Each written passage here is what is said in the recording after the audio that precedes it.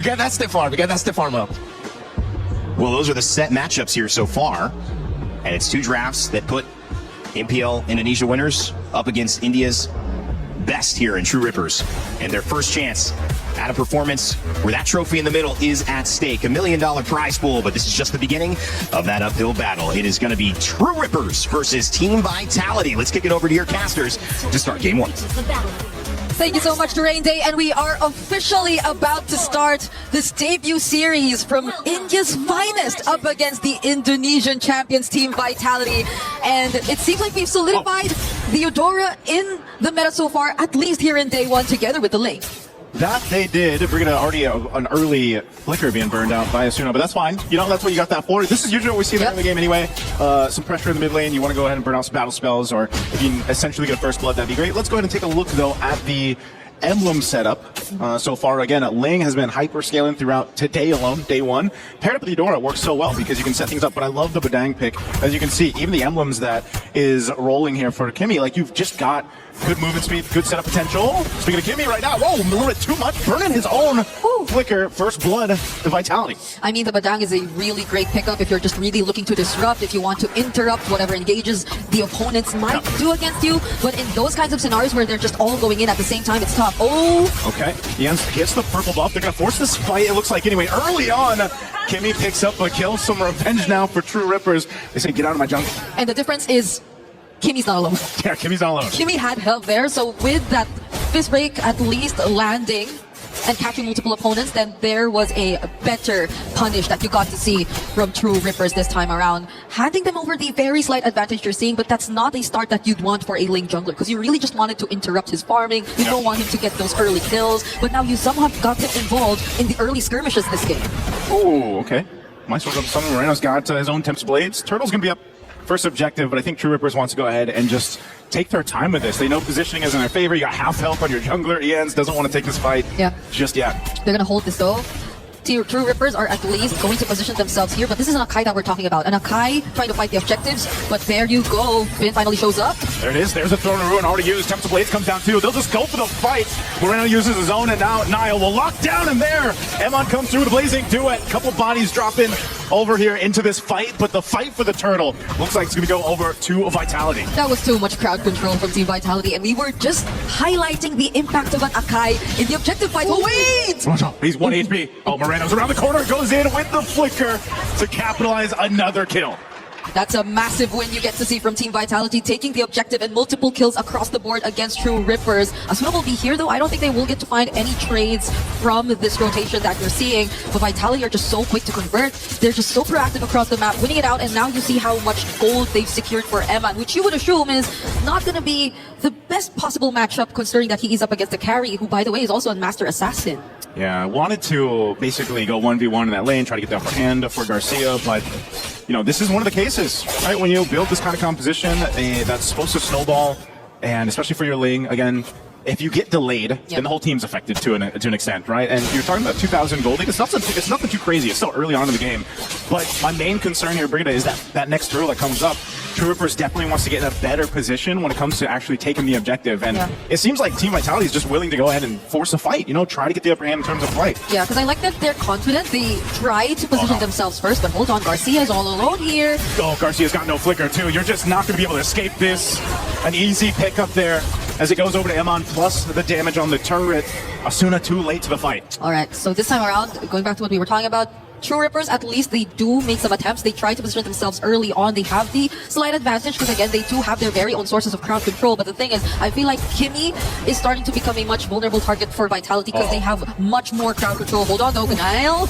Okay, I was going to say, what are they up to? They get the flicker out, though, from Garcia. So, again, a battle spell used. It just came off cooldown, and now you're not going to have it. Plus, your tier 1 turret goes down in that gold lane.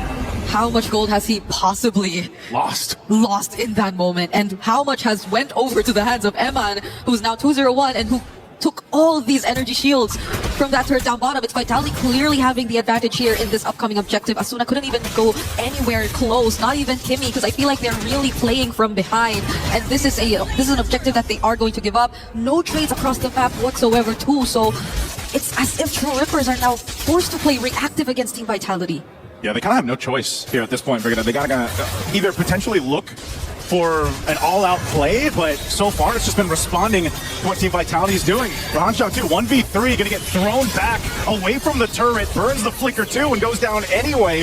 That's just how much of a lead Vitality has right now against True Rippers. Oh, I'm not sure why they went back as well. It was possibly trying to take their attention for a much longer time, since True Rippers were trying to look for trades on the other side of the map, but I feel like even then that was a bit too much time, because they would have gotten it either way.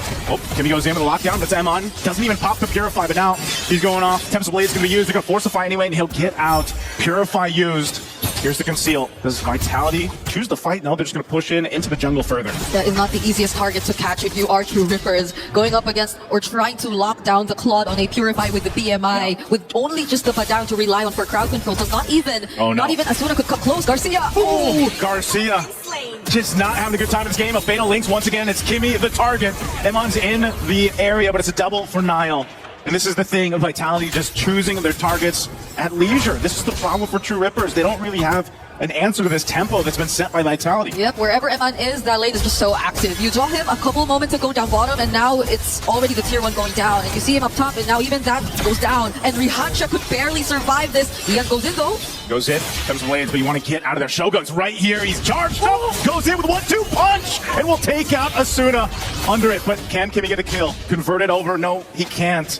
So it's again just True Rippers scrambling, looking for anything across the map. They're going to lose a tier 1 turret. This turtle, 3 for 3, should go over to Vitality unless he just waited out for that lore to come through. And they could no longer anticipate the angles from which Vitality are actually coming from. Shogun isn't being checked at all. He's just free to go in for these very aggressive plays, even 1v1, considering the amount of lead that's already in their hands. It's 5k. I feel like a majority of it is in the hands of Eman as well, by the way, but you haven't seen the Blazing do it in action just yet too. So that just adds to multiple layers of the threats that you have to think about when you're going up against Team Vitality. True Rippers, at this point, is it really just counter-engage that they can rely on? Because they have the Badang, they have the Alice, they have setup potential, but their scaling is just mostly gonna take some time. Yeah, Shogun doing what he wants to do here up on this bottom side. Ians will go ahead and survive. Half health. He's actually going to go use the Retribution. Lord's already taken too. Tempest Blade's used. Shogun might get caught. Does have to burn the flicker, and he's able to escape. Even with the Conceal, here comes the rest of Vitality, though, to counter punch. There's the lockdown from Nile, their own version of Tempest Blades, but from Moreno, and fighting under the turret with Emon, blazing to it, shooting everywhere he wants to, and now Rahancha as well. They'll clean up. Rahancha can't do anything but just watch the team get decimated under these turrets. He can't escape, trying to get away with the Gleam, and just barely will survive. And that's the damage from the Blazing Duet that we've been talking about. So much has been forced out of True Rippers in just that single fight without even the Lord by their side. Now they pop the Holy Shield down bot, and the Lord will get a much easier access to their base turrets. True Rippers, they're falling behind significantly. That 5k gold lead we've been talking about earlier has now doubled the amount, and Finn goes in once again. Devastating here on the defense. Kimmy gone in an instant, as well as their turret.